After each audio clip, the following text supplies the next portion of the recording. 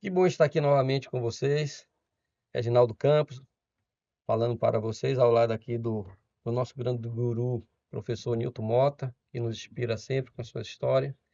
E hoje recebendo pessoas que têm feito um trabalho muito interessante aqui na Bahia, dentro desse novo modelo, eu diria até, de profissionalizar o futebol, os clubes, inclusive os clubes teoricamente tidos como pequenos, mas que estão já embarcando nessa ideia de se aprimorar, de buscar fazer algo diferente, pautado inclusive num trabalho científico, numa coisa profissional, e isso nos deixa muito felizes porque a Bahia, ela tem, eu acho que Mota, não só esse que nós estamos recebendo hoje, mas alguns clubes que estão caminhando por essa linha, não é Isso. isso?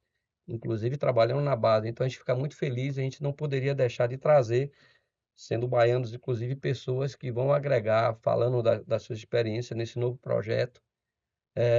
Eu estou falando aqui do Filemon, presidente do Fluminense de Feira, clube tradicional aqui da Bahia, e do professor Edu Silva, ex-jogador, coordenador da base, Coordenador e treinador do Sub-20. e isso, coordenador da base e treinador do Sub-20, amigo nosso, uma pessoa, gente boa, e certamente a gente vai aqui ter momentos legais, que vamos falar, na verdade, da raiz, do que de fato está acontecendo com o futebol brasileiro, com o futebol da base no Brasil.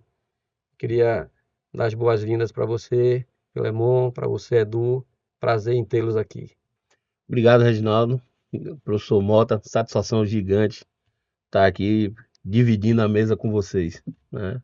É motivo de muito orgulho para mim, que me inseri muito recentemente no meio do futebol, estar podendo participar de um momento como esse, né? A gente está aqui no futebol há 3 anos, né? Estamos no terceiro ano. A gente assumiu essa empreitada de assumir a SAF do Fluminense de Feira e trabalhando forte para reviver esse gigante que é o Fluminense. A gente tem ideia da dimensão que esse clube é um clube que arrebanha nossa cidade toda, é um dos símbolos da cidade, é o nosso Touro do Sertão. E tava lá, tava tristinho, né? E a gente tá trabalhando forte para levantar ele. E faz parte do nosso planejamento de reestruturação do Fluminense, o mais do que faz parte, é o núcleo do nosso planejamento, a divisão de base. Hoje, um clube de futebol do porte do Fluminense, ele precisa de uma soma financeira para se manter dignamente, tendo um calendário anual que ele é impossível de ser alcançado simplesmente com repasses de participação de competições e patrocínios. Então, a única forma de um clube do interior, de um clube pequeno, conseguir se alavancar para poder virar sustentável e responsável é investindo em divisão de base, é fabricando atletas. E aí, partindo desse princípio, a gente tem a divisão de base lá no Fluminense como nosso carro-chefe. Perfeito. Lá no Fluminense, a divisão de base ela é tratada como carro-chefe, em tudo. Tudo que Mara- você achar hoje pro profissional na divisão de base, ou tem igual, ou tem mais. Perfeito. Porque a gente entende que em 5 anos é a divisão de base que vai sustentar o Fluminense. Você está certíssimo. Cremos nisso, né, Mota? É muito bom ver isso. Você falou duas coisas importantíssimas, né? A recuperação de um gigante. Ninguém nega a importância que o Fluminense tem no futebol da Bahia. E é um absurdo. Ele está escondidinho, como você disse. Ele precisa realmente ser o Fluminense que foi outrora. E melhor ainda, saber a importância que você está dando à divisão de base, porque o futebol hoje é muito dispendioso, caríssimo, e a gente tem que entender que a divisão de base fortalece o clube. Os dois maiores clubes do país hoje são excelência em divisão de base, são fortes na base. Então, um clube para ser grande tem que ser forte na sua base. Então, é um prazer recebê-los aqui e vocês têm tudo a ver com a intenção do nosso programa, que é abordar coisas interessantes sobre divisão de base. E você foi esperto e inteligente, trouxe Edu para perto de você. E aí, Edu, como é que tá? Fala aí um Aí a pouquinho. maior joia do Fluminense é esse rapaz, você não sabe o tanto. Primeiramente, agradecer o convite. A gente já se conhece há um bom tempo. sabe a admiração que eu tenho por você, pelo seu trabalho. Obrigado, Deus. A Mota é igualmente uma referência para todos nós, nível de base. Não sei se ele lembra, mas Mota, quando eu era atleta, abriu as portas do Bahia para que eu fizesse um período de treinamento e ele me preparasse para continuar a minha vida como atleta. Então, além de referência como o que ele fez na Bahia como base, a gratidão também de um momento que eu precisava de trabalhar, precisava treinar, e ele abriu a porta de um clube com as condições necessárias para eu continuasse em forma. Então, estou bem à vontade aqui, e que a gente possa ter um papo bacana Massa. e que a galera curta também de casa um pouco dessa conversa. Fale pra gente aí, você é jogador, você já viveu o que a gente vai tratar aqui no dia a dia. É, conta um pouquinho da sua história pra gente. O que é que aconteceu, onde é que você jogou, como é que você começou na base? Eu acho que eu tenho esse olhar para a base porque eu fui muito da base, né? Eu saí de feira com 14 anos, não tive a oportunidade de jogar em nenhum dos clubes da Bahia, mas fui direto para São Paulo, para União São João de Araras. E lá no União São João foi muito rápido tudo, como acontece com os Sim, garotos da base, às vezes está no time juvenil, daqui a pouco já está no profissional. E com 17 anos, um empresário me viu jogando no Campeonato Paulista e já me levou para a Espanha. Daí eu fiquei 3 anos. Quando eu retornei para o Brasil, já estava como profissional, com uma mentalidade totalmente diferente do que eu tinha saído de casa. Tudo muito rápido, a gente sim, teve que crescer rápido. E aí a gente já estava disputando o Campeonato Paulista e fui rodando aí para o Brasil. Passei por alguns clubes que as pessoas conhecem bem, como Inter, Juventude, Paraná Clube. sim, sim. Aqui no Nordeste joguei no CRB, no Náutico, enfim. Aí fui rodando com outras experiências fora do país também, como Portugal e Suíça. E é um pouco do que eu vivi como atleta, eu tento passar um pouco para os atletas hoje que eu estou administrando. Um pouco da mentalidade que tem que ser forte, um Sim, pouco sim. do que você tem que passar para conquistar, não é fácil. O funil para se tornar profissional, ele é muito estreito. E se não tiver mental muito forte, acaba ficando pelo caminho. A gente sabe aqui, todos nós sabemos, o tanto de jogadores bom que fica pelo caminho não consegue por um detalhe de não suportar o processo. Sim. Então, por vivenciar tudo isso, a gente acaba passando um pouco dessa experiência. E os últimos trabalhos têm sido bons, têm sido de revelar alguns talentos. E eu espero estar contribuindo hoje, né, com o Fluminense, para daqui à frente, essa proposta que o Flemon tem trazido para nós, de botar o quanto maior for de atletas de qualidade no time profissional. Esse é o nosso maior objetivo e a gente vai tentar trazer isso. Isso é ótimo. Fico muito feliz, né? E tão perto a gente tá com pessoas que estão com esse pensamento, né? E vejo acho que até pela sua origem, que você vem da iniciativa privada, né? Isso, de certa forma, traz uma capacidade resolutiva maior de a coisa de fato acontecer, de ter um processo e as coisas acontecendo de uma forma programada, né? Porque muita gente, muitas vezes, eu vejo algumas pessoas entrando no futebol com capacidade de financiamento, mas não entendem o processo todo e acabam no meio do caminho saindo, É isso. porque não fazem o projeto da forma certa, porque isso, e principalmente base, é algo de médio e longo prazo, não é isso? Você Exatamente. falou um assunto que eu sempre coloco. É muito comum. O empresário vem, né? E aí ele pega o clube, investe, e aí investe um ano, aí dá certo, 2 anos, tá certo, 3 anos, mas assim, vai ficar assim, dependendo de um mecenas o resto da vida? Entenda, os projetos de clubes, eles têm que ser feitos para eles serem autossustentáveis, Sim, né?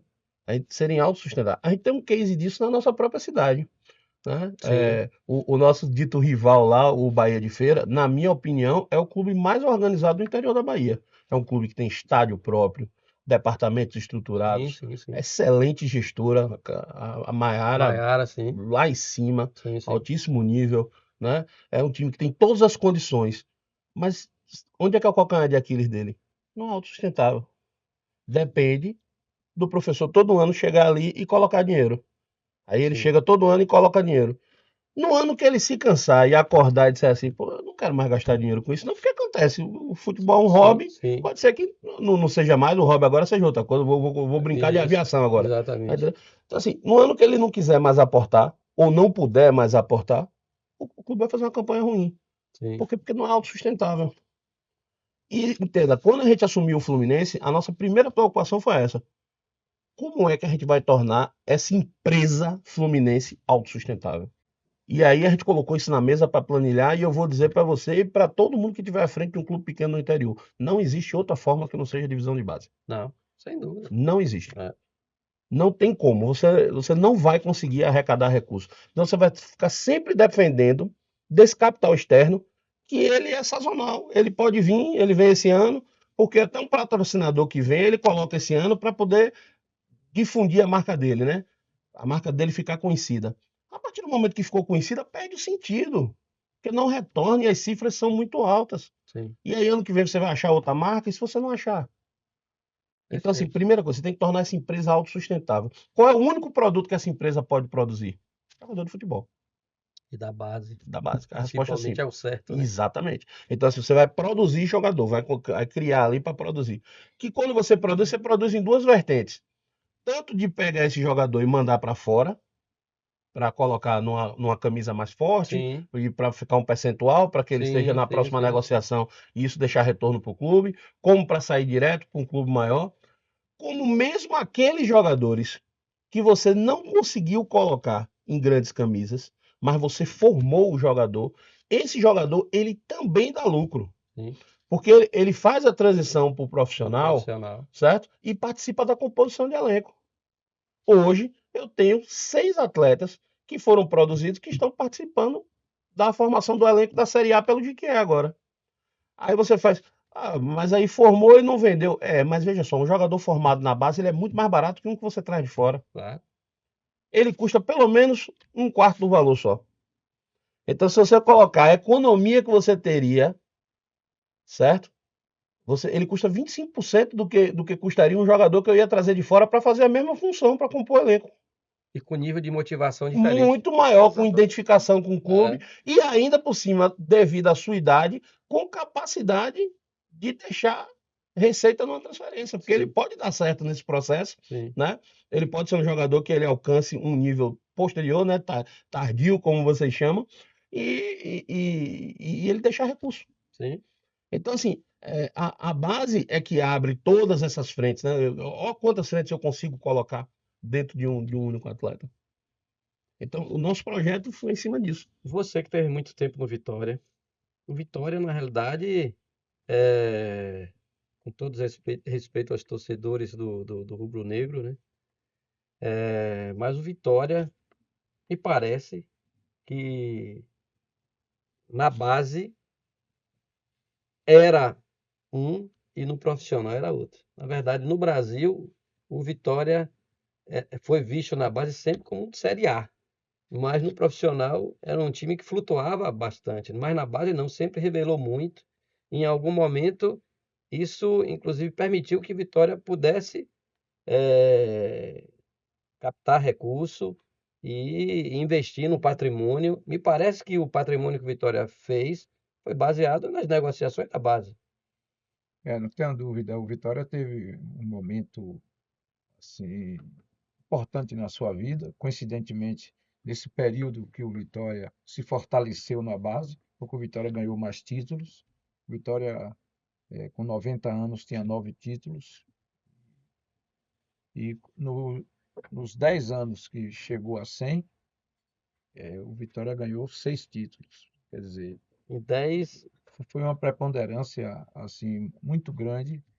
Aí a oportunidade que o Vitória tinha de ter grandes talentos, disputava muitas competições, a ponto do jogador Walter, né, que veio agora para o.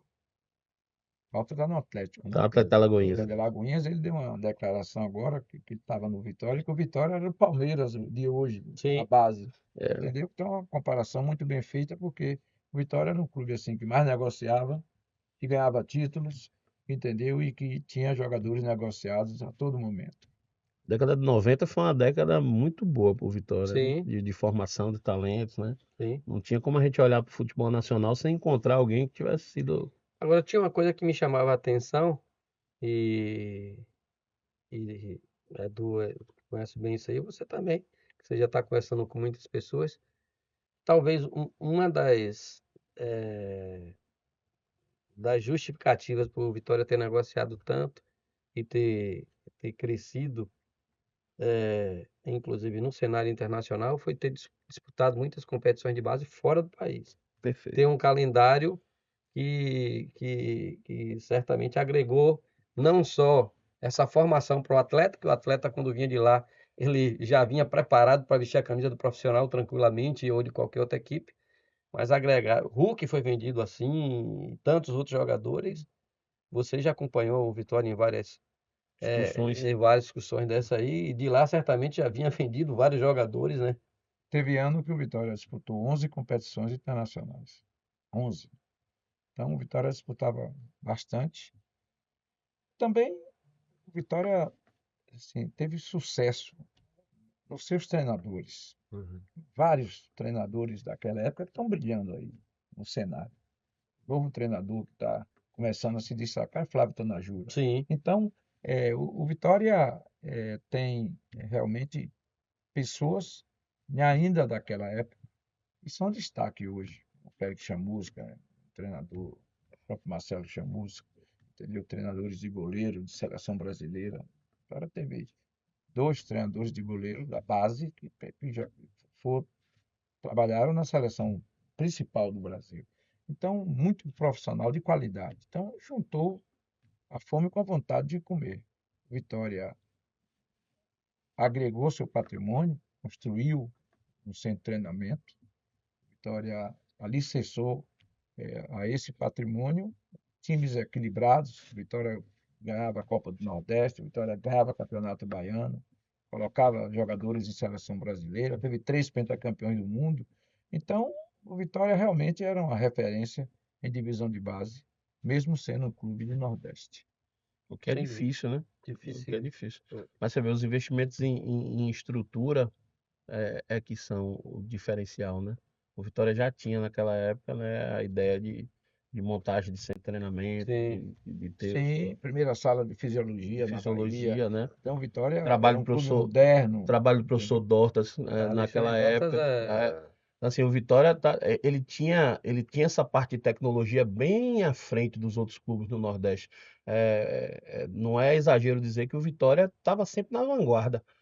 Tudo que vinha de novidade, o próprio modelo de negócio do Vitória se expor para fora com excursões, sabe? Era um modelo de negócio diferente, de visualizar que ele podia expor o produto dele, divisão de base lá fora.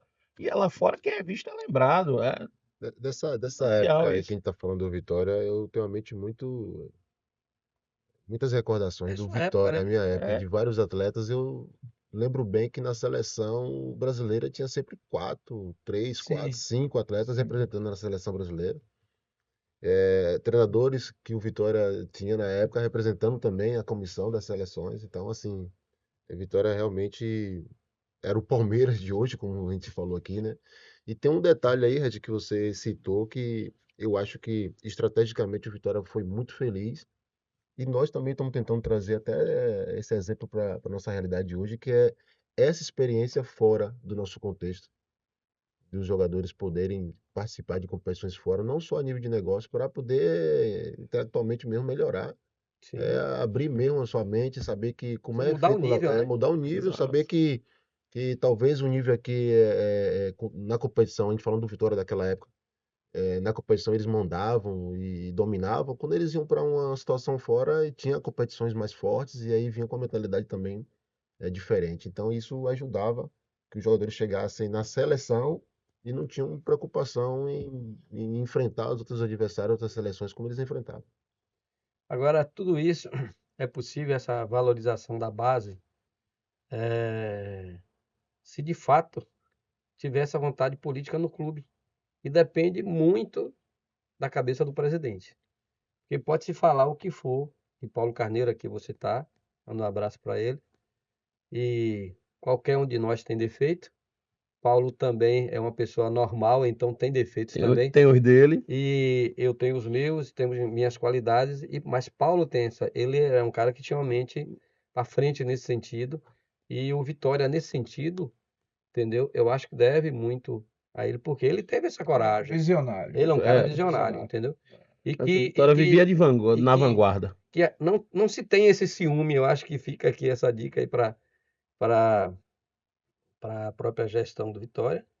O Fábio Mota é um grande presidente, tem feito muitas coisas pelo De Vitória, fato também. não é? Fato. Não, a gente tem que pegar as coisas positivas de cada um e agregar, né? É. Então tem que se retomar essa ideia de e botar esses meninos Acho que para ter essa nova experiência. essa dualidade não precisa, né? Assim, para a gente gostar do trabalho de Fábio, não precisa Excluir um outro. excluir É. o bom trabalho que foi feito por Paulo O Carneiro Paulo, na na década de época, 90, na na época época dele, dele. né? Na época dele, ele fez um excelente trabalho. É, Hoje, o trabalho de Fábio Mota é um trabalho que eu acho que, inclusive, tinha que ser muito mais valorizado, né?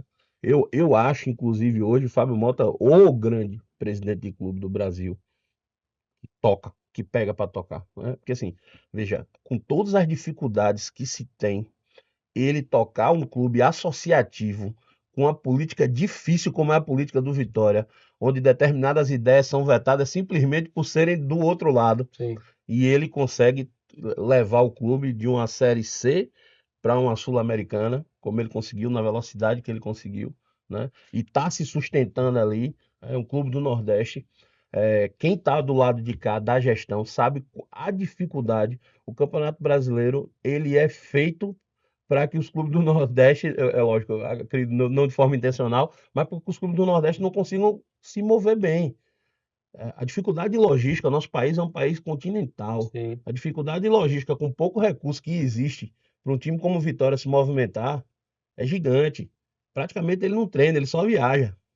Ele sabe fazer um jogo no Rio Grande do Sul, ele vai perder um dia de viagem para poder. E aí é outro dia para voltar, e vai para lá, tá entendendo? Até porque o nosso hub aéreo aqui também não é tão. E assim, e com toda essa coisa, Fábio consegue manter o Vitória ali no meio da. E Então, tem assim, estrela também, né? eu acho. É. Tem. Também tem. Precisa, é E necessário. precisa, né? É necessário. A estrela tem que ser para aquele que trabalha, né? Exato. E isso é bom, né? Eu sou suspeito para falar porque eu sou fã dele, inclusive das frases dele, né? Que inclusive até nisso ele é parecido, que Paulo Carneiro também era bom de verdade, frase. E Fábio também ainda tem frases muito, muito interessantes que eu acho que faz parte do futebol, eu acho que esses comentários gostosos, né? O futebol tá ficando chato, tá Sim. fica podando. Eu gosto das provocaçõezinhas e tal. Acho bacana. faz parte da brincadeira. Eu vou pedir a Pedro para preparar um vídeo para colocar para a gente, que a gente vai falar um pouquinho aqui do Fluminense. E queria falar para a nossa audiência, você que é garoto, ou mesmo que é pai de garoto, na realidade, para que o seu filho seja jogador de futebol, necessariamente ele não tem que ser jogador pelo Flamengo, pelo Palmeiras, pelo Corinthians. O que vai fazer a diferença, na realidade, é o empenho, é o projeto de carreira que ele vai ter, a disposição que ele vai ter para enfrentar todos os percalços que vão surgir, e talvez ele tenha que passar por vários clubes, inclusive clubes que não tenham a camisa de um Flamengo, mas não por isso será um clube menor no projeto, na ideia, no apoio, naquele momento, para que seu filho possa galgar a um sonho maior. É necessário. Então, eu falo muito aqui do Retrô, falo do Porfírio também, o Porto Caruaru, que há muito Sim. tempo faz um trabalho legal assim, nesse Bacana. sentido. Filho, Agora o Fluminense de Feira e tantos outros estão surgindo. Então, não tenha esse medo de você buscar um clube que não tenha série, que não seja da Série A, da Série B, da Série C, não, de forma nenhuma. Jogador tem que jogar, jogador tem que ter sequência. Exato. E ele tendo sequência, ele vai aparecer, e certamente, se for da vontade do homem lá, né, isso vai acontecer. Então, vá para dentro. Trabalhe, procure Fluminense de Feira, procure Jacuipense, procure Galícia. aqui em Salvador você tem 2 clubes que não participam de séries, que são grandes reveladores, né? Sim. Estrela de Março Sim, e sim. SSA. Sim, sem dúvida não. Forte na revelação e É. não tem série. Né? Exatamente. Pedro, Bora, torcedor! Passando para desejar aqui os parabéns ao nosso Fluminense de Feira de Santana. 85 anos de história, 85 anos dessa belíssima história desse clube que é balizador de Feira de Santana, que é a nossa joia maior. E aqui, aproveitando para lembrar, né, da camisa do primeiro ano da gente aqui, com a Core 3, o Fluminense de Feira. É um momento que aqui inicia a nossa história de amor com o Fluminense. História essa que não vai parar por aqui, ela vai muito mais longe. Solta o touro. Alô, meu povo! Fluminense de Feira, 85 anos, que alegria, que prazer, que satisfação! Alô, Core 3! Se vocês estão trabalhando muito para elevar o nosso touro à primeira divisão, 2026 trabalhem muito mais e contem comigo, Edson Marinho, com vocês, para elevar o nosso time à primeira divisão. Não é novo e nem é velho, é o touro, 85 anos. Te amo, Flu! Beijos! Vamos, Feira de Santana, minha princesa Sertão! Vamos apoiar o nosso touro do Sertão. Vamos à primeira divisão, rumo ao sucesso.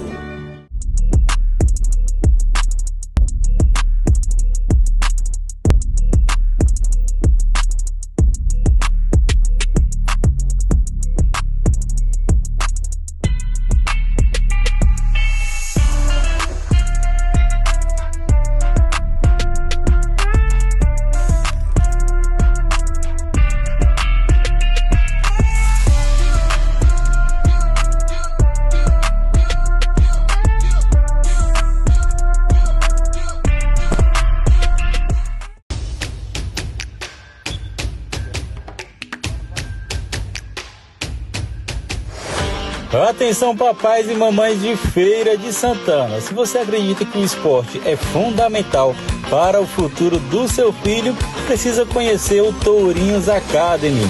Aqui o futebol vai muito além do campo. É disciplina, respeito, amizade e formação de caráter. O Tourinhos Academy é para crianças e adolescentes de 8 a 13 anos, com treinos 2 vezes por semana e uma comissão técnica preparada para cuidar do desenvolvimento dos meninos dentro e fora de campo. Então não perca tempo, garanta a vaga do seu filho no Tourinhos Academy e faça parte de um projeto que acredita no futuro. Tourinhos Academy, aqui a base é forte e o futuro é promissor.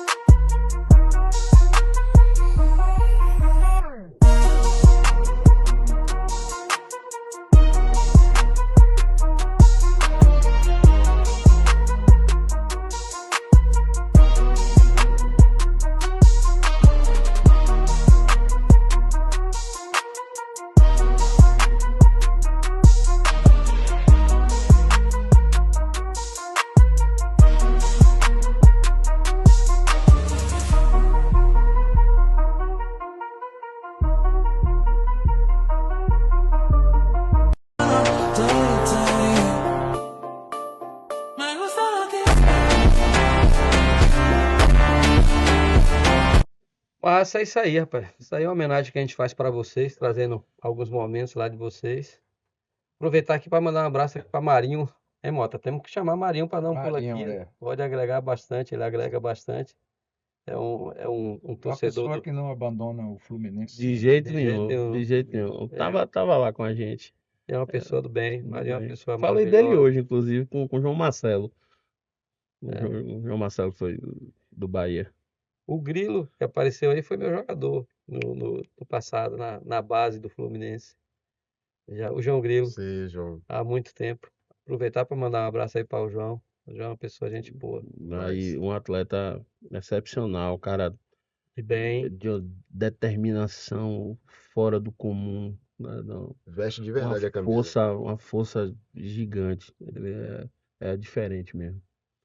Ele tem muita cara do Fluminense, muita cara do Fluminense. Essa cara de guerra, é difícil, mas eu enfrento e vou buscar. O João, quando a gente conseguir esse acesso, vai ser uma felicidade ver a felicidade dele que está buscando isso, né? Ele tem dedicado parte da carreira dele a essa missão de colocar o time do coração dele de volta na primeira divisão. Eu bati um papo com ele rapidamente outro dia por telefone e ele me falou exatamente isso. É. Que ele tem essa missão. É. Rapaz, eu tenho essa missão, eu tenho esse compromisso. Para mim é uma questão mesmo de Não realização, de pode parar de honra. jogar sem, Ele me falou sem isso aí. fazer isso. Mas a gente vai conseguir esse ano. Vai sim, vai dar certo. Agora me diga uma coisa, em relação à base. Vocês falaram que hoje vocês já estão com 6 jogadores da base já integrado Já integrado ao clube. Mas tem algum jogando? Ainda não. O Thierry chegou aí para um jogo, agora no jogo contra o Atlético de Alagoinhas, ele foi com a equipe, já foi relacionado, né? Hoje nós temos 30 atletas na equipe, mas a gente só relaciona 23, né? Sim. Então a gente montou um time de um nível, de uma batida mais forte, então assim, a briga tá boa. Mas os meninos têm participado em pé de igualdade, o treinador só me dá feedbacks positivos sobre todos eles.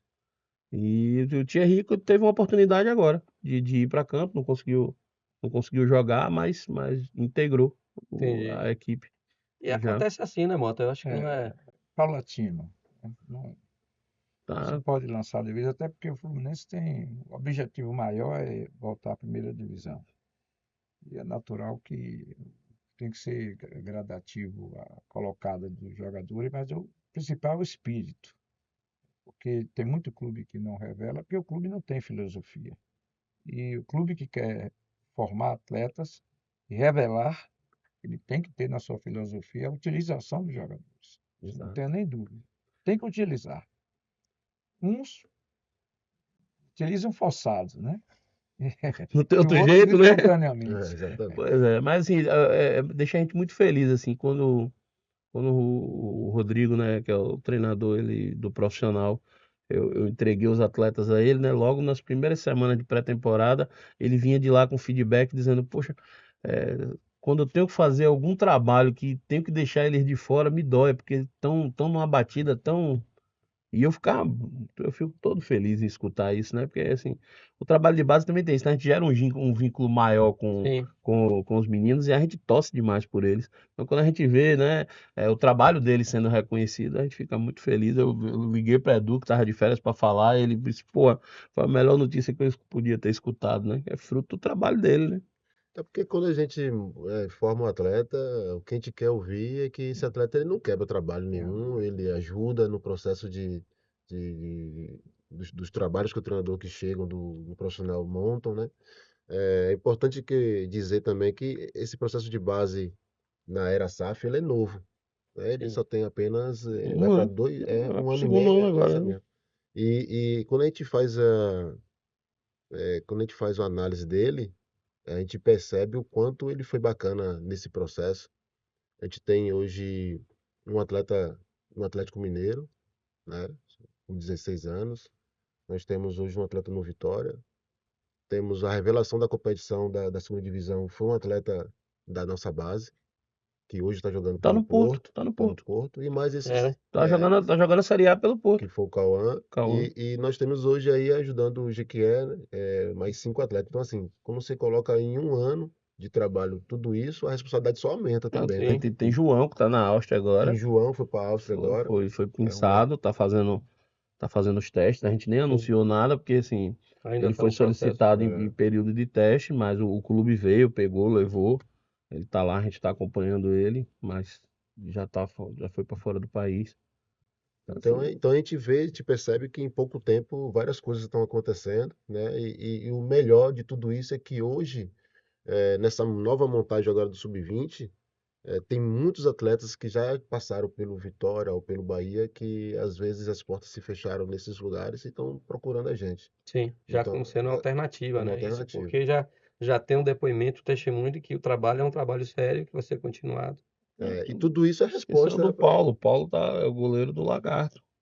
O exatamente. goleiro Então, do assim, Lagarto. Tem Agora, mais, a gente Edu, vai você, achar. você que jogou, O e time todo se aproveitou do 20 do ano passado. ótimo, você que jogou, e até pelo que você falou no início, e a gente já conversa bastante sobre isso, é, hoje o futebol, de certa forma, está muito igual. E a gente está vendo que os jogadores de muitos clubes profissionais são iguais, né? Então, tendo o jogador da base esse perfil psicológico positivo de não sentir o jogo, eu acho que ele não deve nada a qualquer jogador que de repente está recebendo 4 ou 5 vezes mais do que ele, sabe? Então, eu entendo que é, é necessário ter essa forçação, sabe? Dentro da própria filosofia, é minha opinião, sabe? Do próprio clube, de cada clube, entendeu? Porque, contudo, o treinador ainda tem medo. É normal, porque de lançar, né? o treinador, ele, pô, se o time não ganhar, ele pode cair, ou então o clube não conseguir o seu objetivo e tudo mais. Mas poderia também ter perdido se ali fosse um jogador mais velho, se um jogador mais maduro, né? Então, nesse ponto, eu diria assim, mais irresponsável, vamos dizer assim, sabe? De que, na verdade, eu acho que a gente precisa ter coragem para botar os meninos para jogar, porque fisicamente hoje, cedo, eles estão conseguindo já performar bem, né? Uhum. Naturalmente, né? E eu acho que em relação à questão técnica, nada diferente do que a gente está vendo jogando aí. Então é a questão mesmo de mentalidade, né? Claro que aí o treinador Sim. tem que fazer esse entendimento, observar, né? Porque para você dobrar ou triplicar essa carteira de jogadores que você já começa a ter fora, vai passar por isso. Porque se por acaso, agora no Campeonato Baiano, se tiver algum jogador de 17, 18 anos jogando, tenha dúvida nenhuma que o Brasil todo vai ficar de olho nele, É, lá, entendeu? lá, lá no Fluminense, E ele não precisa nem fazer a diferença, é, sabe? Ele precisa estar jogando. A gente tem um goleirinho de 16 anos que ele aqueceu no jogo contra o Bahia e foi uma maior pressão. lá a gente tem muita consciência de que, assim, primeiro, Feira de Santana é uma região que está bem localizada. Sim, Ela consegue captar alguns atletas do interior que fica distante aqui de Salvador.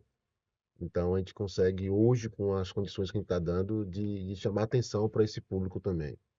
E é outra consciência que a gente tem lá bem, bem, bem clara de que a gente, é, quando contrata um atleta, a gente precisa melhorar ele, porque normalmente ele já vem de uma batida de outros clubes e teve suas decepções. Então, a parte mental ela é fundamental para que eles, de novo, se volte a acreditar, volte a ter confiança.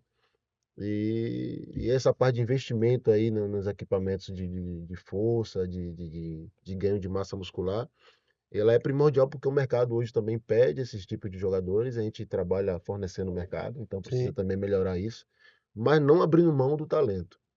Acho que o talento vem em primeiro lugar, mesmo se o jogador não tiver esse potencial físico. A gente tem que olhar para o talento, porque eu vejo que a gente às vezes se confundem, vem se confundindo bastante na questão do talento. O talento não é só aquele que é forte. Pode ter um jogador também, franzino, que é muito talentoso, como a gente tem o Leandro, hoje está emprestado aí o Vitória.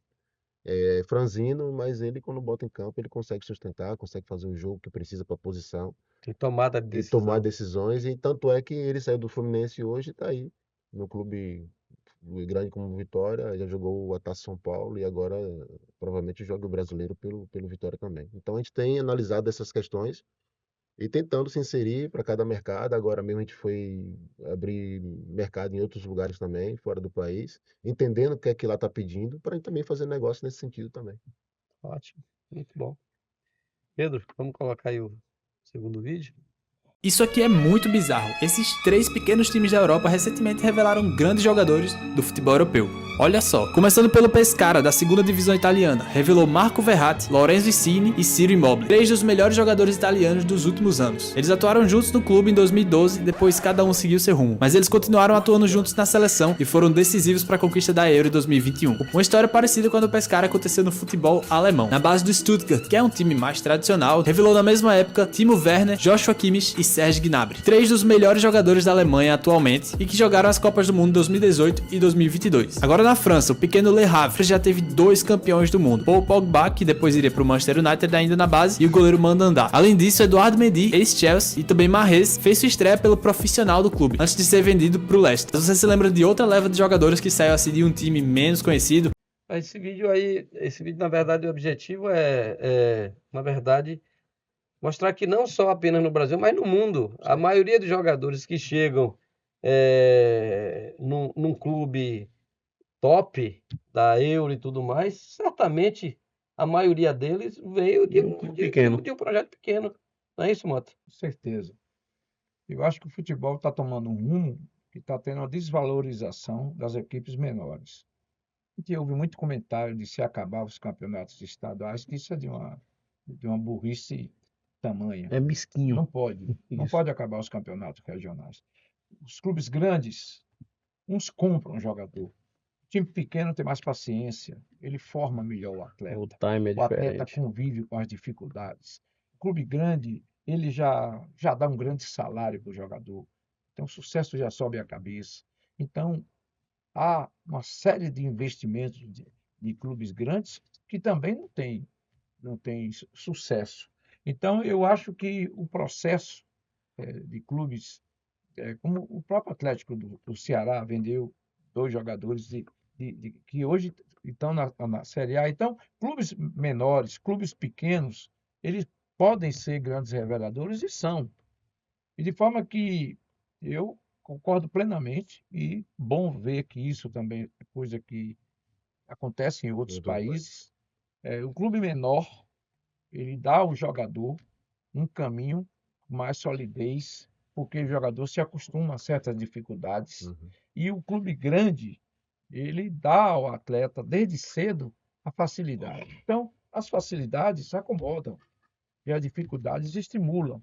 Então, eu particularmente acho que fundamental a presença do clube médio, do clube pequeno, porque o clube médio e o clube pequeno pode ter paciência, pode saber revelar e às vezes coloca treinadores mais simples, treinadores como ex-atletas, às vezes, que não têm a modernidade dos treinadores jovens, que se preocupam muito com a parte tática, então esquecendo a essência maior, que é dar ao jogador um bom domínio, um bom passe, um bom cabeceio e deixar ele driblar. Então, essas coisas eu vejo que o clube menor, que o clube médio pode fazer. Você pensa assim também, Edu? Com certeza, né? Penso. E assim, tem algo no clube que não tem calendário. Deixa eu dizer assim, o clube que tem menos calendário, ele consegue ter esse tempo de aprimorar o atleta, Perfeito. né? E eu vejo que os clubes grandes, eles precisam que esse trabalho seja feito pelos clubes menores. Porque eles estão em competições o tempo todo e não tem o tempo hábil para poder formar e nem corrigir o suficiente aquele erro que tem acontecido nos jogos. Ou corrige durante os jogos, que aí não dá tempo, você é jogo atrás de jogo e tem a questão do ganhar, né, dos 3 pontos. E todo treinador, quando perde, a gente sabe como é que acontece aqui, independente se é de base, se é profissional. Sim, sim. Então já vive pressionado desde a base, não tem que. A gente começa o campeonato dizendo que a base é para formar, mas quando entra em competição, a gente sabe que se perder, a tá madeira fora. deita. Então, um clube que tem menos calendário, ele passa mais tempo treinando. Ou seja, o treinamento ele significa aprimorar. Então, se o atleta ele erra durante um jogo, ele vai ter ali uma semana, no mínimo, para o próximo jogo. Então, ele tem uma semana para estar corrigindo o que foi que errou durante o jogo, né?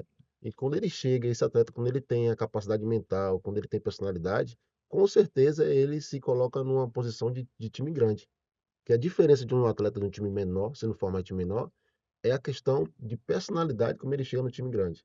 Não é questão técnica. A questão Exatamente. técnica ela é aprimorada o tempo inteiro, mas a É, questão de personalidade tem gente que não suporta, sim. né, jogar numa equipe grande. Mas se ele tem a personalidade, ele está trabalhado Aí, mentalmente para isso, ele chega lá e faz diferença.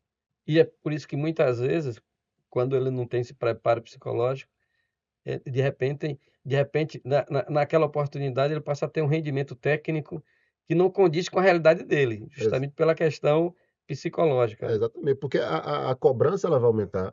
É um jogo atrás do outro, ou seja, não dá tempo para você baixar a cabeça e também não dá tempo para você comemorar demais, porque Sim, as competições estão aí jogando 2, 3 vezes na semana, mesmo sendo base, coisa que na época do professor isso era menor, tinha mais tempo Isso, para aprimorar, e é por exatamente. isso que foi revelado tantos jogadores com o seu trabalho, jogadores que chegaram à seleção brasileira, porque se corrigia mais, né? Se treinava mais, se aprimorava mais. Hoje a gente tem essa necessidade de competição, né? Porque é um negócio, futebol é um negócio e precisa vender esse negócio. Então os atletas têm menos tempo de correção. Então atletas que vêm de clubes menores, eles chegam melhores nessas questões de fundamentos, porém precisa ter um mental para suportar a verdade. pressão que é de um time grande.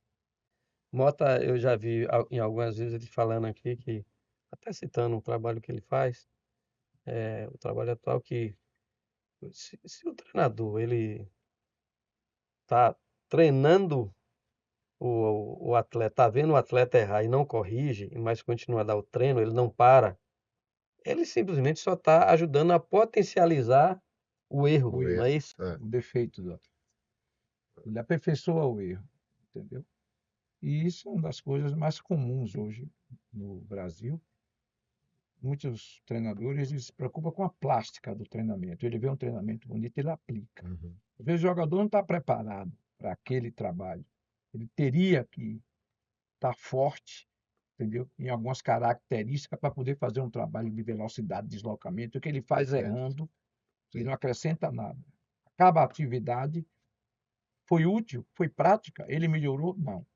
Então, hoje, de um modo geral, o atleta domina mal, passa mal, aí a confiança cai, os gols de fora da área escasseiam, porque ele não tem coragem de chutar, ele nem tem, vamos dizer assim, eh, qualidade para, vamos dizer assim, dar um chute bem dado, Uhum. bater bem na bola. Hoje, as bolas vão muito por cima. Eu tenho observado em divisão de base, chutes por cima. Porque as bolas hoje são mais leves e são menores do que as bolas antigas. Que é uma correção Então, de pé de apoio, né? se não bater bem na bola, não vai para cima.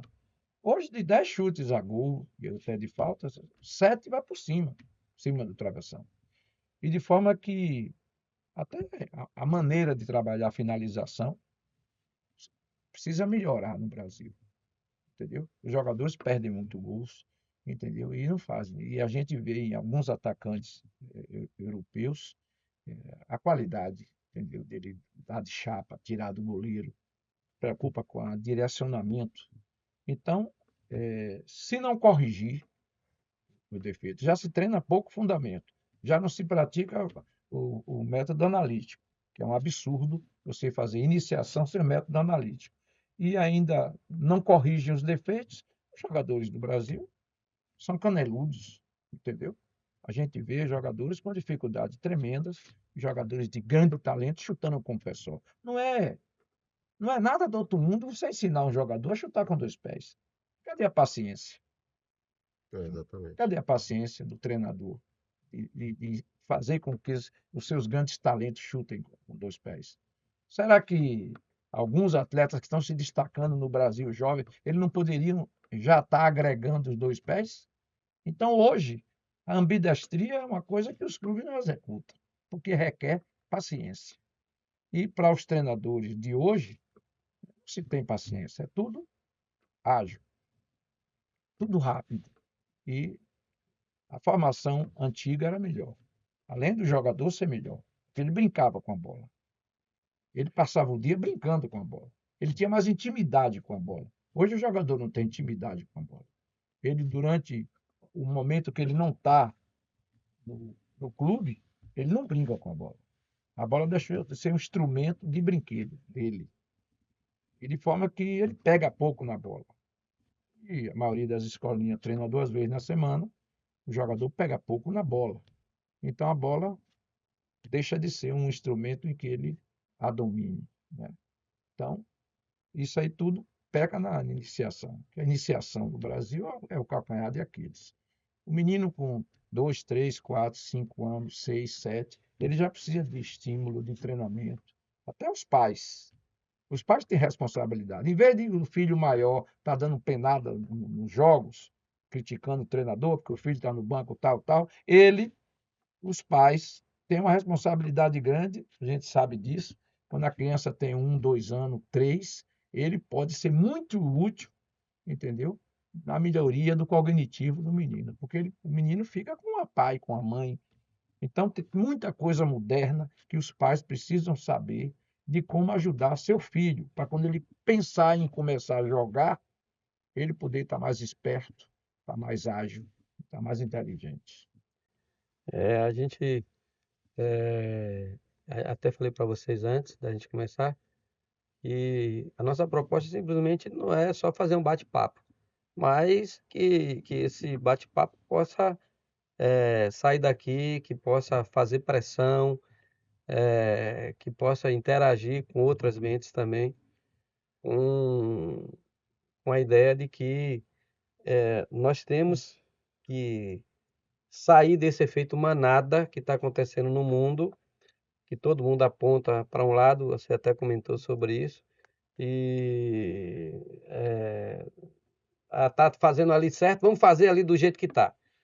Deu certo, não é assim. E o futebol brasileiro ele vem passando por esse processo já há algum tempo, né? E nós cremos que está havendo uma confusão, sabe? Porque os conceitos, eles parecem têm sido colocados pelas pessoas que o apresentam como sendo essa coisa da dualidade. Se não for assim, não presta, tem que ser desse Tem que jeito. ser desse jeito. E você pode ter um pouquinho daqui, um pouquinho de cá e a coisa dá certo. Aliás, é o mais correto, entendeu? Então, a pedagogia do futebol, voltar diretamente para o futebol, nós entendemos que ela tem que passar por um processo de forte reformulação. Isso cabe muito à CBF, porque é o órgão organizador, gestor do nosso futebol. E nós estamos formando muitos profissionais que estão entendendo que o bom treinador é só aquele treinador do quadrozinho magnético, aquela coisinha, papapá, papapá, papapá, e que agora, na verdade, não tem que ter essa preocupação com a formação individual de um atleta. Como que se o atleta que vai chegar no clube já chegasse pronto, e não é a verdade, o jogador não vai chegar pronto. Não tem por que chegar pronto. Então, o processo do futebol, da base do futebol, ele passa pelo processo lógico de captar, de perceber exatamente o atleta que tem um potencial, mas dentro do próprio clube, né, ele precisa ser formado, sabe? E isso requer que mudanças sejam feitas, inclusive em calendários, Também. para que esse atleta possa ser formado. Muitas vezes a gente vê até jogador profissional aprendendo coisas que ele ainda não tinha aprendido na base. Mas não é o caso. Não é Então a gente foco. vem fazendo esse movimento, vem brigando muito nesse sentido, sem desmerecer ninguém, não estamos aqui chamando ninguém de incompetente, não, estamos simplesmente passando a nossa opinião. Mas é necessário, de fato, que se tenha uma reformulação para o bem do futebol brasileiro, porque senão nós, de fato, entraremos num processo de decadência, porque em relação ao que está acontecendo no mundo, nós temos no mundo, ele já tem, pela sua própria natureza, fisicamente uma certa vantagem, né? E nós, o que tínhamos como diferente, que seria esse processo de criatividade, se a pedagogia do esporte não for bem colocado, sem querer, porque a intenção não é essa dos professores, Uhum. você simplesmente vai matando essa criatividade que o atleta tem. Porque na medida que você poda demais o atleta, vai inibir o que é a tomada de decisão dele, né? E o que faz o atleta, na realidade, ele ter a coragem que o Neymar tem, é ninguém ter dito para ele não faça, entendeu? É deixar ele aberto mesmo para ele tentar, para ir para dentro e buscar alternativa. Esse é o futebol brasileiro e esse é o nosso movimento. A gente briga muito por isso. Mandar um abraço aqui para Júnior, lá Júnior Câmara. Júnior Câmara, lá de Recife, que é parceiro nosso. Sempre a gente compartilha esses vídeos Sim, o juntos. material dele é muito bom, né? Muito bom, muito Muito bom. Gente finíssima. E a gente vem brigando, falando as mesmas coisas nesse sentido, e não só. Acho que é, as ações do Reginaldo, elas não são assim também excludentes, né? não, O treinador que foi, porque assim, eu na minha visão, isso é só uma opinião, eu acho que assim, o treinador que ele foi jogador, entendeu? Ele é o ideal, entendeu? Agora, não quer dizer que porque foi jogador não possa ser também acadêmico, claro, não possa procurar deve ser, melhorar. inclusive. Inclusive, deve, É, deve passar por processos de melhoria, principalmente no quesito pedagógico. sim, Hoje, o que é que eu converso muito com os meninos lá? É o que eu falei para você, a minha meta esse ano é ter uma pedagoga junto com eles, que é para fazer o processo de facilitação. Veja, ele é um profissional, ele sabe fazer, mas ele sabe ensinar a fazer? Porque, perfeito. entenda, a gente tem que ver a base como uma escola. Isso. Tem que ver a base como uma escola.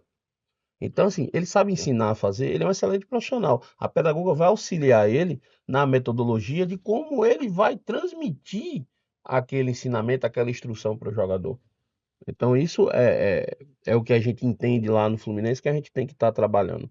Você falou também sobre o papel dos times na formação. Os times têm que assumir também cada um o seu papel. Veja, o Fluminense, nosso papel lá é um papel claro. Meu papel é de time formador. O meu time é diferente do time do Bahia. Sim, O jogador, quando ele chega hoje no nível de competição, no nível de investimento que tem lá no Bahia, de fato, eles não têm tempo mesmo mais para estar aprimorando nada, não. Você vê um garoto de 16 anos, jogou contra a gente aqui agora no Campeonato Baiano, o Juan Pablo, o Furquim e o Del, você vê que são meninos praticamente prontos, já com 16 anos. Porque assim, o time, a cobrança é outra, tá entendendo? sim, Então assim, vai para lá, ele tem que ir pronto mesmo. Ele já tem que estar na batida de acontecer. Nós do lado de cá é diferente. A gente está formando. Aí é mais lento, volta para a prancheta, ensina, resolve o problema, como o professor falou. Eu vejo um pouco isso também, o professor, essa questão de fundamento. É, tem que ser trabalhado mesmo. Você pega jogadores que chegam no profissional e o cara só tem uma perna. Como é isso? Não chuta, não sabe dominar uma bola direito, acerta, não acerta, né? A gente tá pecando. E o processo também que eu falei com vocês de valorização do externo e esquecer que o nosso futebol, durante anos e anos e anos, foi um futebol admirado. sim. Por que que agora a gente desaprendeu a fazer? Eu acho que a gente se preocupa muito em copiar o do outro e esquece de valorizar o nosso. A gente tem grandes profissionais aqui. Falta fazer esse processo de olhar para dentro de novo e dizer assim, ó, não, agora vamos ver o que é que tá certo, o que tá errado. O material do Júnior Câmara bate muito nisso. Sim. Recentemente eu vi um material dele, ele falando de 3 jogadores e falando dessa questão, que é outra coisa que eu bato muito com os scouts. Ele falando de 3 jogadores que foram comprados para fora e a média de tamanho era 1,70 m. Sim. Eu bato isso muito com os scouts. Às vezes vem um scout do Sudeste aqui e fica procurando os galas lá. Eu digo, meu amigo, entenda, existe uma questão socioeconômica aqui. Se você vier ficar procurando um jogador de 14 anos com 1,85 m aqui na Bahia, você não vai achar, não, bicho. É mais fácil, né? Desse jeito é fácil, né? Eu tenho 1,73 m e o Júnior Câmara até ressaltou, ele foi decisivo no Bavi, é um jogador de 1,73 m. Talvez se ele chegasse hoje no Bahia para fazer teste ou em outro clube, ele poderia não passar porque tem 1,73 m.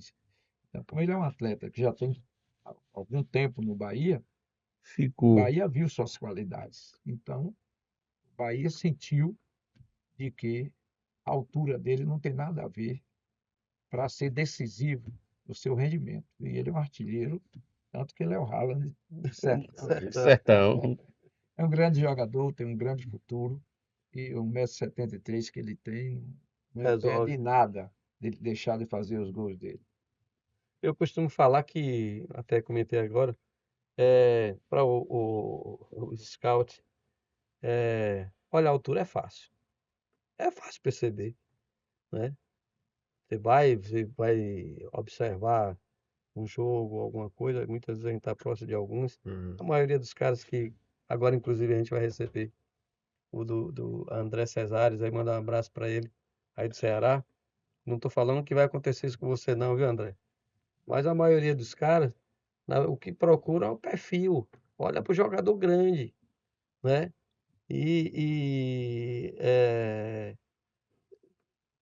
Aquele jogador que é menor, é bom jogador, mas não tem mais. O cara é bom, entendeu? Sabe? Será que adianta você ter o jogador que é grande, mas não ter o tempo de reação que aquele jogador menor tem, não ter o poder de tomar a decisão que aquele outro jogador tem? Claro que não. Você tocou num ponto aí, só interrompendo vocês, mas isso é muito importante, da tranquilidade do trabalho. Às vezes o treinador ele é pressionado a dar resultado onde não deveria estar sendo avaliado o resultado. Sim. Isso acontece com os scouts também. Ele fica procurando o biotipo, a forma para poder Que é levar padrão hoje. para se proteger. Para se proteger. Porque quando ele leva um atleta desse para lá cravado, Já é questionado. se esse atleta não der certo, é o emprego dele que está em jogo. Então, o que é que ele procura? Ele procura se cercar ao máximo de elementos que, caso dê errado, ele diga assim, mas olha para isso aqui, se você visse um negócio desse, você não achava Na que matemática ia dar tá. certo. Isso faz parte, inclusive, do nosso trabalho lá no Fluminense. Hoje, o que é que a gente procura fazer? Nossos atletas da base hoje, todos jogam com GPS. Não só para o monitoramento e trabalho do professor, mas para que eu possa ter histórico desse atleta para fornecer para os scouts. Sim. A gente começou isso agora, mais ou menos em setembro. Copa De Atlântica. setembro para cá, quando a gente foi para a Copa Atlântica, a gente comprou GPS para todos os meninos da base, compramos uma ferramenta da Espanha, da Ubico, e a gente armazena tanto treinos quanto jogos. E aí a gente está criando pastas dos jogadores com todo o processo de coleta de dados, parte física, parte médica, para que quando o scout chega aqui, ele gostou do atleta, ele gostou de Joãozinho, pronto. Então aqui está aqui o material de Joãozinho. Então ele leva mapa de calor, sprint, né, distância percorrida, ele leva todos esses elementos lá para o clube que serve como fundamento para que ele apresente para o tomador de decisão dele lá e diga, ó, tá vendo? Não foi só uma análise que eu vi o cara jogando, não. O histórico do cara já vem batendo aqui. Sim. E aí isso ajuda a gente a que o jogador já vá para lá cravado. Sim, comercialmente. Que já é que assim, o jogador ir cravado é muito importante para nós que somos clubes pequenos. Porque repara, você tira um atleta meu e leva para ele fazer um teste no Bragantino, se ele der errado, você acabou comigo.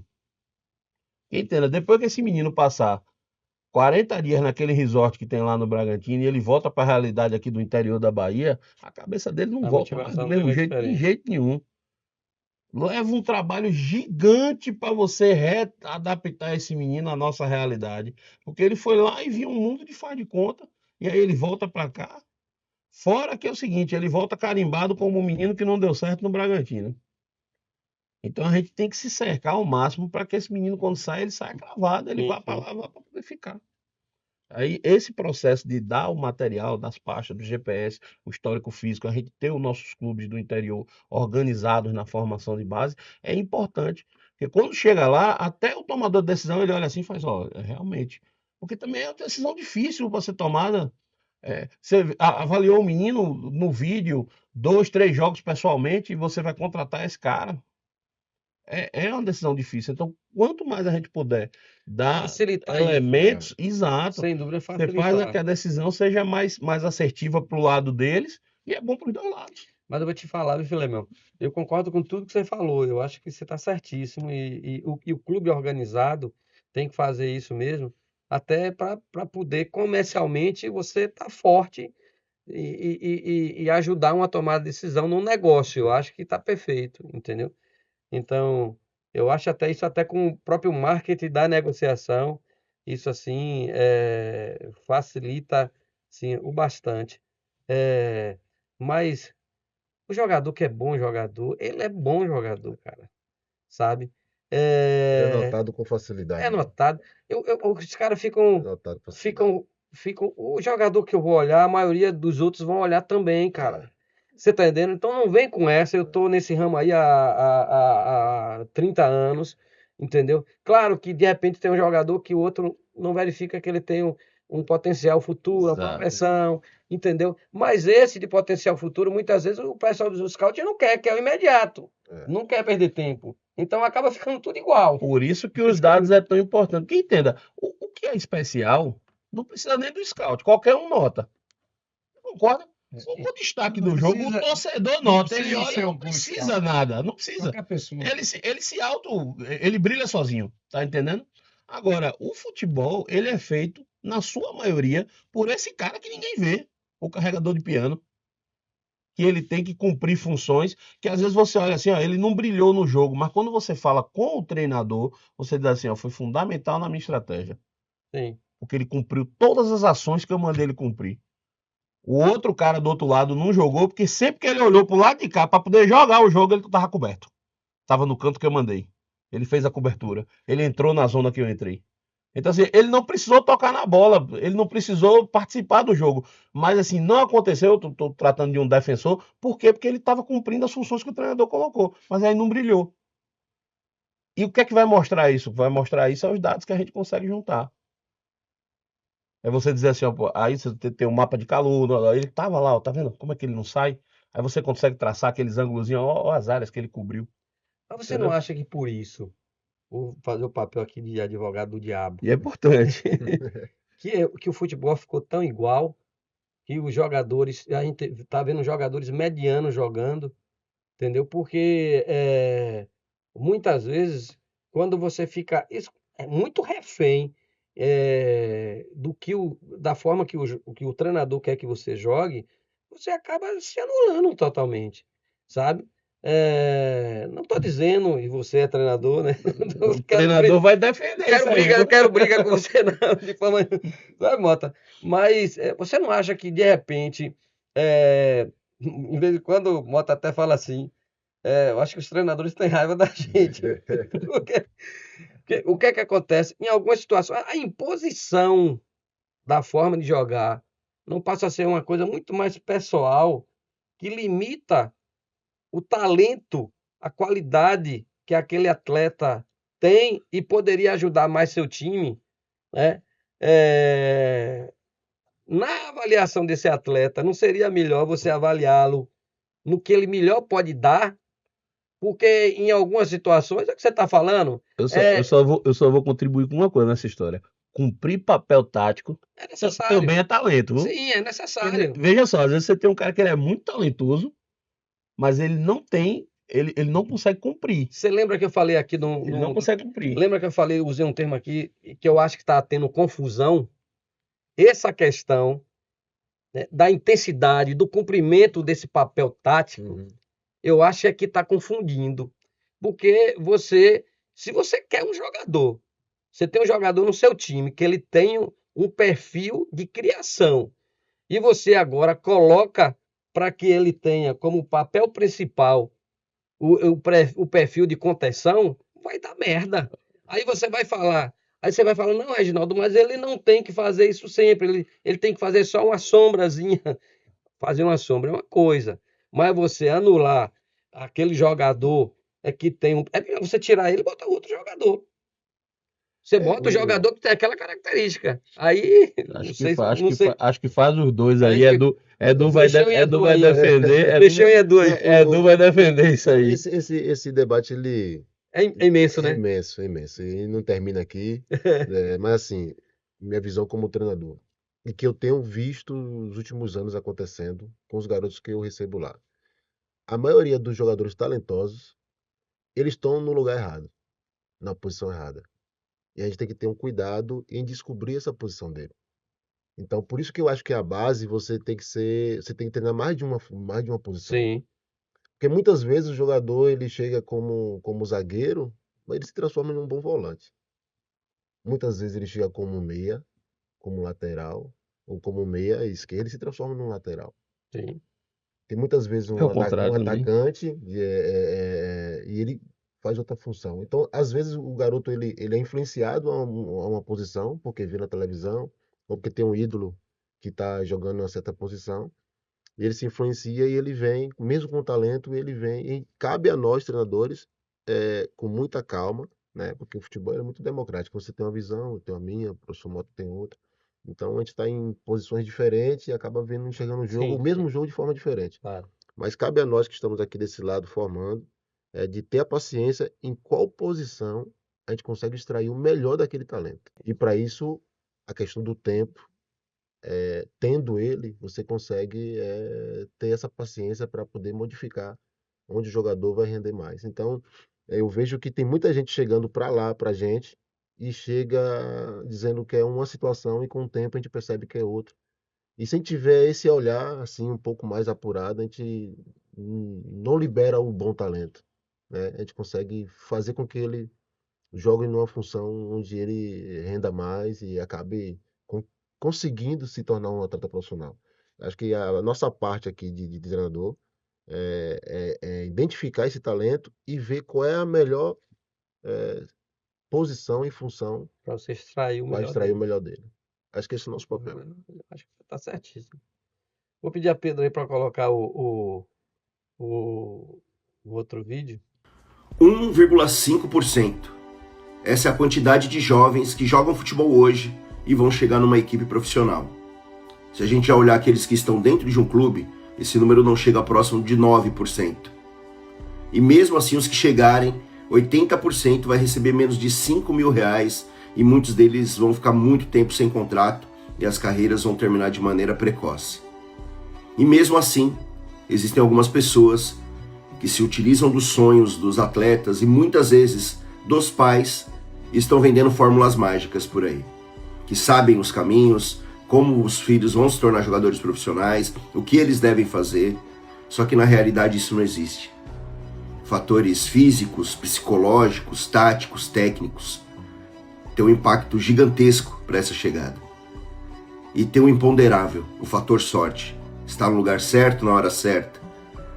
E muitas vezes a gente esquece disso e acaba projetando em outras pessoas algo que não deveria ser projetado. A gente não pode esquecer que o esporte é um dos pilares para a formação de um grande atleta. A formação de um homem é ainda mais importante. E nisso a educação, que muitas vezes é abdicada, deixada de lado, tem um fator extremamente importante nesse processo. Até mesmo caso não dê certo como atleta, ele pode seguir o caminho da educação e ter uma profissão dentro do futebol ou não. Então a gente tem que tomar muito cuidado com o imponderável, com o que pode acontecer ou não. E projetar no esporte uma melhora, uma transformação do ser, uma formação real, não só do atleta, mas do homem. Para depois pensar no futebol, na transformação de vida. Deixa o sonho com o jovem. Quem está na retaguarda dele tem que viver para ajudá-lo a transformar o futebol em algo bom, não numa fábrica de frustrações. É isso aí. Aí eu sou fã aí do Euler. Um abraço aqui pro Euler, amigo nosso também. Esperando você aqui, viu, Euler? Já prometeu e não apareceu. É o estatístico da bola. Ele tem os números todos nas mãos. Ele tem, assim, é um pesquisador de alta linha. Ele traz, assim, muito conteúdo legal. E é um cara de altíssimo nível. E tudo que ele falou é mais do que perfeito, né, Mota? É muito bom esse vídeo e exprime uma realidade. A gente poderia dizer, é culpa do atual modelo de atleta hoje, que o jogador hoje ele não tem a dedicação, a vontade, entendeu? Que tinha um atleta antigo. Mas isso é uma tese, e existe muita desistência do jogador. Ele não aguenta, ele não é resiliente para entender que o futebol não é só facilidade, é muito de dificuldade. Primeiro, o Brasil trabalha com categorias quase que ano a ano, né? Você começa com 8, 9, 10, 11, aí quando chega com 17, é 18, 19 e 20 junto. E tem muito jogador de 17, 18 anos que o clube não tem paciência, ele prefere puxar um de 16, que é uma estrela solitária. Ela é vendida e fica uma deficiência. E o clube, às vezes, o próprio clube manda ele embora. Então o Brasil não pode. O Brasil deveria ter categoria sub-19 e sub-21, para se poder aproveitar melhor o jogador. E a gente vê muito jogador brilhando hoje na Série A, que aos 16, 17, 18 anos não teve o reconhecimento do clube. Então isso aí não é culpa do atleta, é clube nossa, da organização. A gente não organiza. A paciência hoje é muito grande. A Copa São Paulo, por exemplo, está perdendo o seu encanto, porque os clubes estão dando um caráter meramente comercial. Então, muito time indo com jogador sub-17, muito novo, e é uma competição que ela é sub-20. Então, no próprio Vitória, tem jogadores que se destacaram naquela época áurea do Vitória, que eles disputaram a Copa São Paulo com 19 e com 20 anos. Entendeu? Então, tem uma série de fatores que não são só os atletas. Todo mundo sabe que os atletas hoje, quando você fala que recebe jogadores em posições incompatíveis com as características dele, isso aí é a tática prevalecendo. E é uma razão mesmo. Eu vou citar aqui 50 jogadores do Vitória ou do Bahia, dos clubes que eu trabalhei, que fizeram muito sucesso e que a gente mudou radicalmente ele de posição. Isso é uma coisa que faz parte dos treinadores da base. Mudar, executar. Um jogador como Hélio Pitbull virou atacante no profissional, que foi Evaristo, que o Hélio sempre foi volante. Então, isso é coisa comum.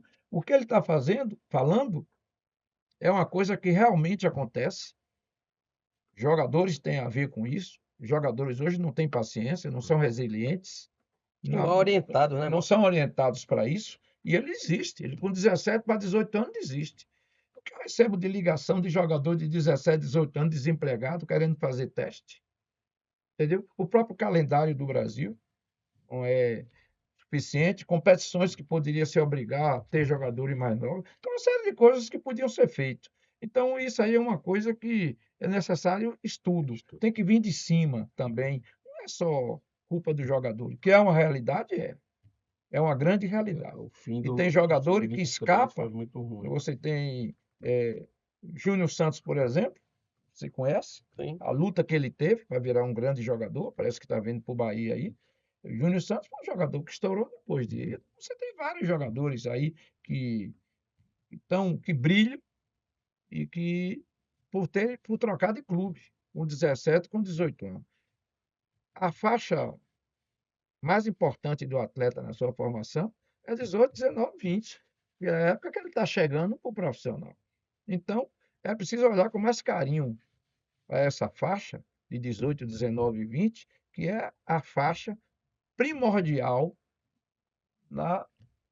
no processo de definição e de chegar a esses casos aí.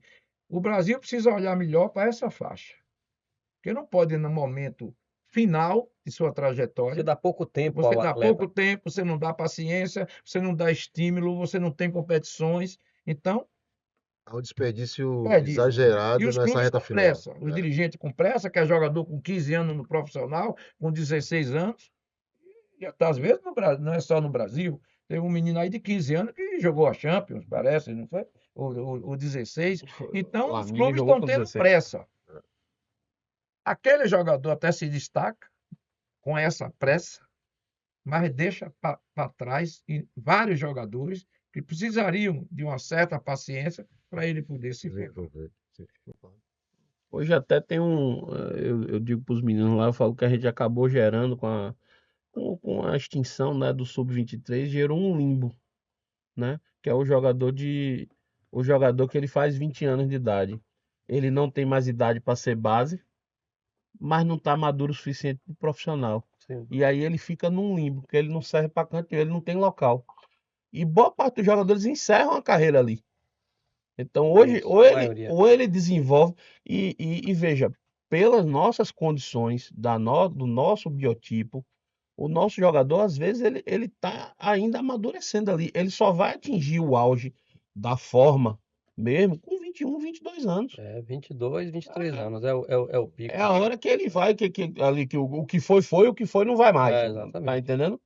Aí com 20 anos ele entra num limbo. Ele nem joga mais. Ele era a estrela da base, e aí só para o profissional não vai ser utilizado, vai ficar encostado lá no canto. É justamente o que o Mota Entendeu? está falando. É. O que é que acontece? Você pega um atleta com 10 anos de idade, 11 anos, você coloca ele no clube durante 10 anos, ele fica dos 10 aos 20, você investindo, né?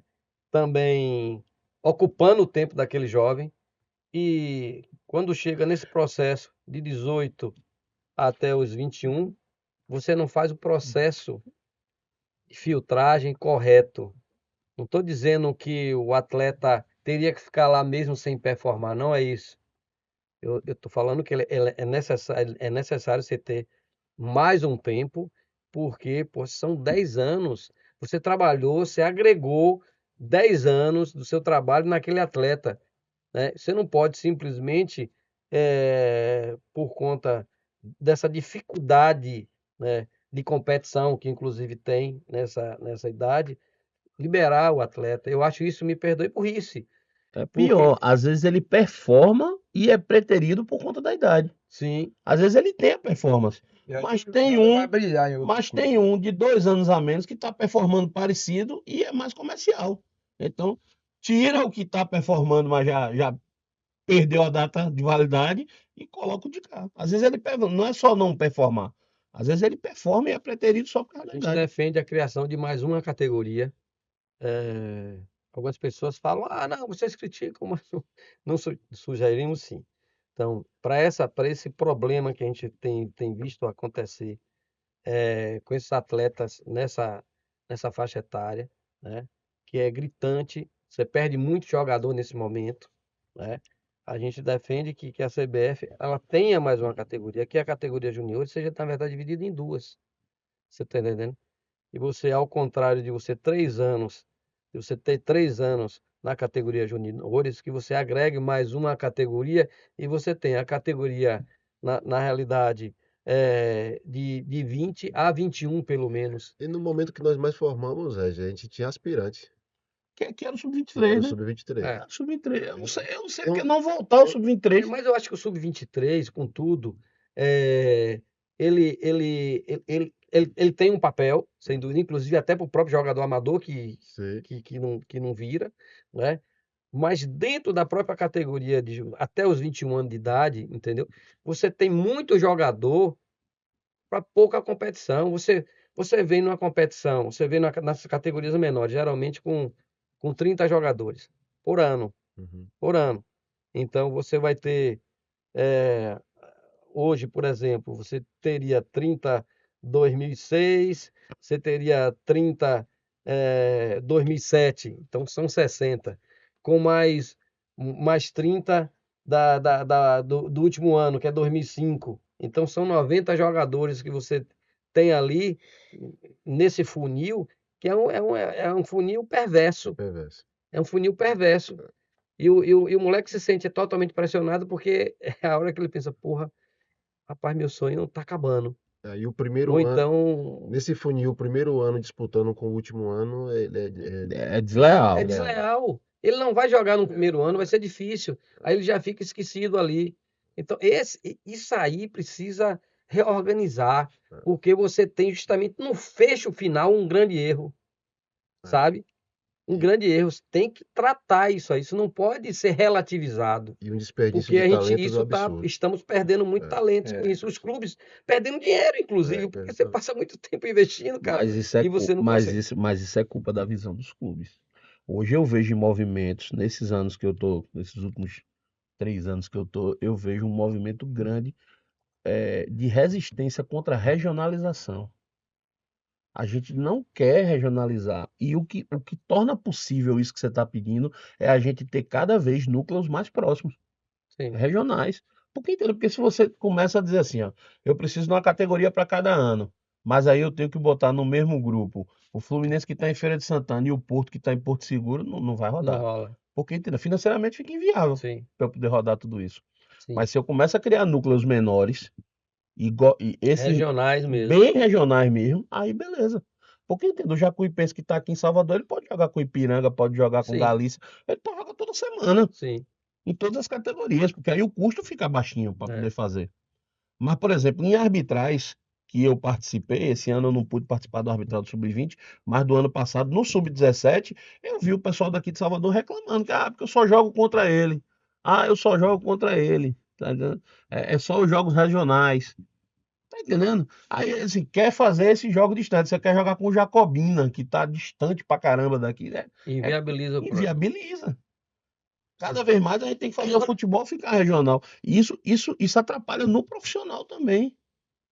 Sim. Essa questão das viagens que eu falei aqui do Vitória e do Bahia. Né? O Bahia tem dinheiro, tem estrutura para fretar voo, mas o cara que não tem, é complicado.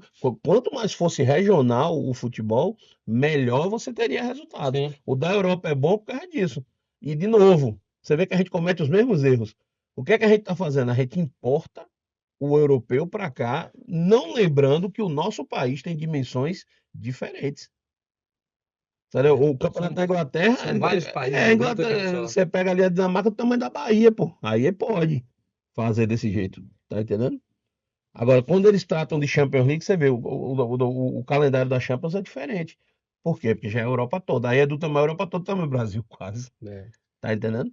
Aí a gente quer fazer ponto corrida aqui no Brasil, com todo mundo misturado. Não devia. Eu sou a favor de ter mais campeonatos regionais. Era pra gente jogar aqui entre o Nordeste e sair o melhor do Nordeste. Tá entendendo? E aí a gente ia ter mais jogos, ia ter mais inclusão. Times menores iam participar. Sim. Que hoje, nesse processo de nacionalização, você vai ficar com meia dúzia de time. E depois, ali na frente, a gente vai dar um tiro no pé. Porque quando não tiver o clube pequeno para formar, aí o grande vai pegar o quê? A gente vai começar, sabe que você vai começar a enxergar jogador de fora jogando aqui no Brasil, porque a gente não forma mais. O que tá acontecendo? A gente matou o formador. Você vê, Regi, como é interessante esse debate que a gente criou uma estratégia no Fluminense, porque esse funil é tão desleal, que quando o jogador que já está no processo de transição, que a gente entende que ele tem talento, porém as oportunidades estão ficando escassas, a gente tem usado como recurso o intermunicipal nosso. Sim. Bom. É uma saída que a gente está tendo de poder ainda não, nesse primeiro momento, a gente desfazer do talento do atleta talentoso. A gente procurar uma equipe do intermunicipal. Interessantíssimo isso aí. Eu acho que isso é uma ideia inteligente de vocês. Esse Ederlane faz isso lá em Conquista. Ederlane, Sim, ele bota os juniores dele para disputar o Intermunicipal. Safo demais, né? É. Ederlane é um cara muito competente. É muitos anos na bola, né? É, muito competente. Ele faz milagre. que se a gente Sem tivesse, recursos, né? concluindo o raciocínio, que se a gente tivesse uma outra oportunidade para esses atletas, né, não terminar ali já com 20 anos, a gente dava sequência. Dava sequência no processo. Se a maturação, cientificamente, ela ocorre com 22 anos, por que você vai terminar o futebol com 20? E tem coisa interessante assim, ó. A gente não tem que copiar o que a gente vê lá fora, mas a gente tem que começar a se perguntar por que esses países pequenos conseguem formar tanto. Eles usam os filiais são 23 anos. Você vai lá, Sim. todo Todo time time tem tem filial e é até tem 23 time B. anos. Então, assim, um país menor, que significa um estado nosso, consegue formar em Faz alta isso. quantidade porque a gente está desperdiçando esse E aqui a gente tem material para isso sobrando. Exatamente. Esse é um debate interessante aqui, que a gente ficaria aqui várias Sim. horas Muito. falando. Pena que o tempo é curto. Inclusive tem um cara ali que já tá olhando para minha cara, sinalizando. Tá dizendo, ó, bora. Pedro, vou pedir só para você botar o último vídeo, só mais como uma mensagem para os amantes do futebol, que eu achei assim muito interessante. O velho profeta falando algumas coisas que a gente sempre discute. Não veremos mais jogadores como Maradona, Rivelino, Djalminha, Ronaldo Fenômeno, Riquelme, Totti, Del Piero, os craques absolutos, Zico e tantos outros. Continuaremos sim a ver jogadores fortes, como Mbappé, Haaland, entre outros. Máquinas de bater recordes. Mas o craque, o gênio, não veremos mais. Por quê? Profeta, tu que tem as respostas. Não tenho todas as respostas, mas essa eu tenho uma tese. Pois eu ouço muita gente falar, antes você jogava nas ruas, e ali você tem o campo irregular, sabe? Você tem a calçada, você tem o paralelepípedo, você tem a rua de areia, de terra batida, você tem a bola murcha, bola boa, bola de papel, você tem vários problemas que você tem que improvisar, resolver, solucionar. Tem garotos mais novos, garotos mais velhos, e o cérebro está sempre estimulado a resolver problemas. Isso é um ponto forte. Tem também a quantidade. Antes a gente jogava 7 vezes por semana.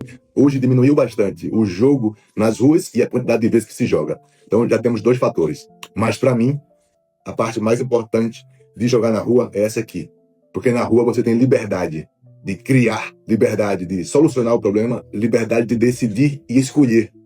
E o cérebro está a todo momento sendo estimulado a criar a sua própria solução. E a gente sabe já há algum tempo que um princípio da neuroplasticidade do cérebro é que aquilo que você usa, você reforça e aumenta. Aquilo que você não usa é descartado. E hoje como está a situação? E daqui para frente será sempre assim. Nas escolinhas de futebol, que os meninos estão indo cada vez mais cedo, ali você é guiado. Faz isso, faz aquilo, toca aqui, toca ali. Não dribla, não vai para frente. Se errou, ser burro, ser estúpido, não serve para nada. E quando você está na rua, só tem a responsabilidade que se você errar, os companheiros ali vão tirar onda. Porque o cérebro se desenvolve onde tem dopamina e risco. Onde tem o caos. Porque o caos é o fertilizante dos gênios. E tentaram tirar o caos do jogo. Estão controlando tudo. E com controle, não tem gênio, não tem criatividade, não tem craques. A verdade é essa. Continuarão a aparecer jogadores fortes, mas não gênios. Aí eu deixei esse vídeo aí Muito pro bom. final. Nós não vamos comentar sobre ele. Nós já falamos tanto sobre isso aqui, né, Mota?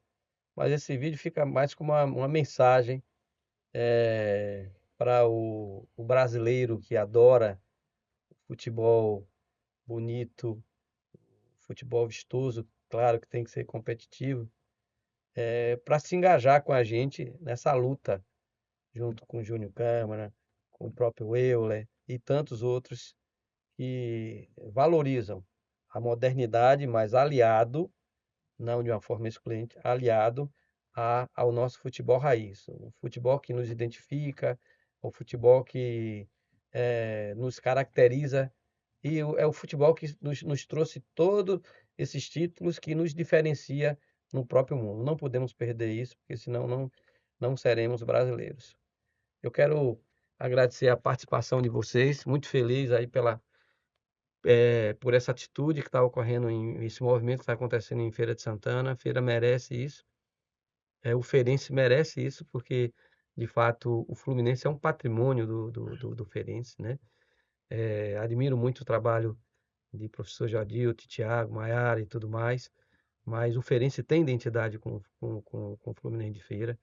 E o Jodilton, no passado, inclusive, tentou fazer alguma coisa nesse sentido. Ele foi injustiçado, a meu ver. Atrapalharam ele. Atrapalharam ele, É né? verdade. Então, Se tivesse ficado na mão dele, tinha ido para outro caminho. tinha por outro caminho.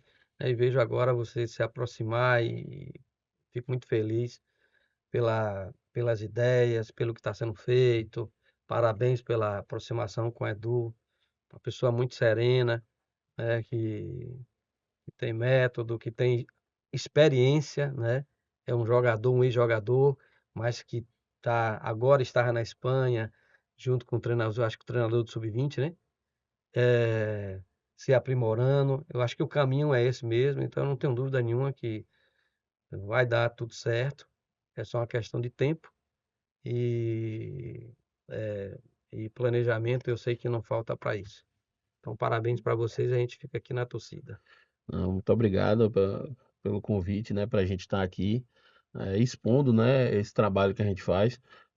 Esse trabalho com a divisão de base, ele é meio silencioso para a mídia, né? A mídia se foca muito no processo profissional e não dá o devido valor ao processo da base. Mas lá na nossa filosofia a gente não se incomoda com isso. Eu não vou me cansar de dizer, o foco do Fluminense está sempre na base. O principal é isso. Você vê que quando a gente traz um profissional como Edu para estar à frente da base, um profissional é, cotado e cogitado para outros trabalhos, inclusive, não vou me furtar de falar, porque eu sou muito orgulhoso de ter um profissional do naipe dele com a gente. Edu é um técnico que tem todas as licenças do CBF, licença Pro, vai sair agora Comebol dele e tudo. Um profissional que a gente está o tempo todo colocando ele em situações para ele estar em crescimento. Agora mesmo estava fora do país, né, participando dessa imersão lá que teve no Vila Real, no Barcelona, trazendo, né, uma nova cultura, né, para o dia a dia dele, né, escolas diferentes para aplicação. Tudo isso porque a gente acredita que a base é que vai ser o futuro do Fluminense. Se Deus quiser, no nosso projeto, daqui a 5 anos, o Fluminense vai viver desse trabalho que é o núcleo hoje. Então, quando eu digo que é a principal joia do Fluminense é por causa disso, que a gente cultiva e tá nas mãos dele aí o futuro desse clube. Tá bem.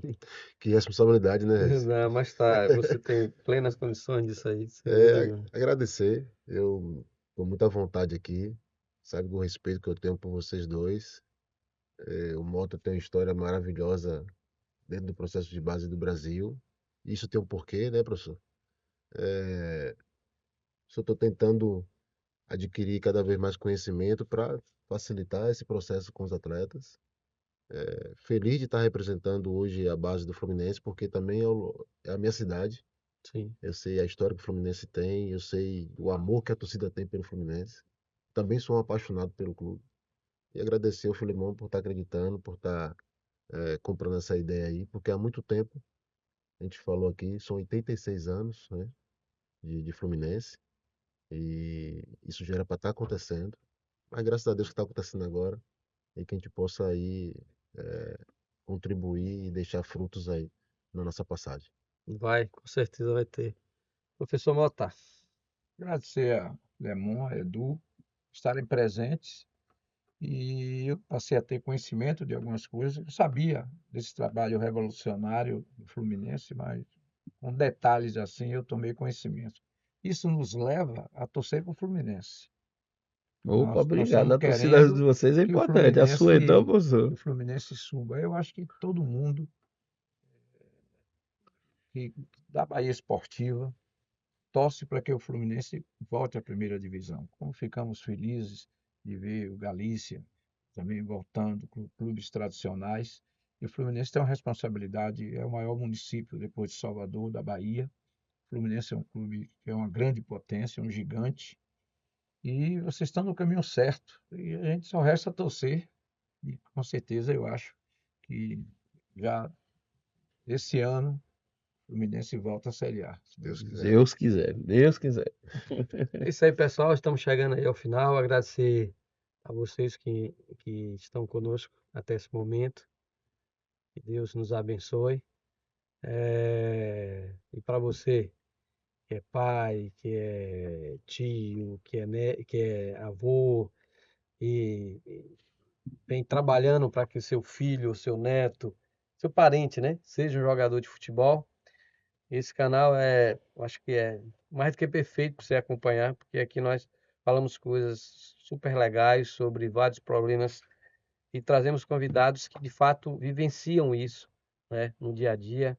Aqui dá para você verificar qual o clube que tem potencial de fato para ajudar teu filho nesse projeto de ser jogador de futebol, qual filosofia deve ser seguida, né? Depoimentos de ex-jogadores, de coordenadores de base, de treinadores também. Então, peço que divulgue esse material, né? Pelo próprio YouTube, nós lá estamos como Aprendendo Futebol e no Instagram, Aprendendo_Futebol. Passa adiante para teus amigos, para teus parentes e vamos fazer parte desse movimento, que é um movimento em prol do futebol de base do nosso país. Beijo no coração.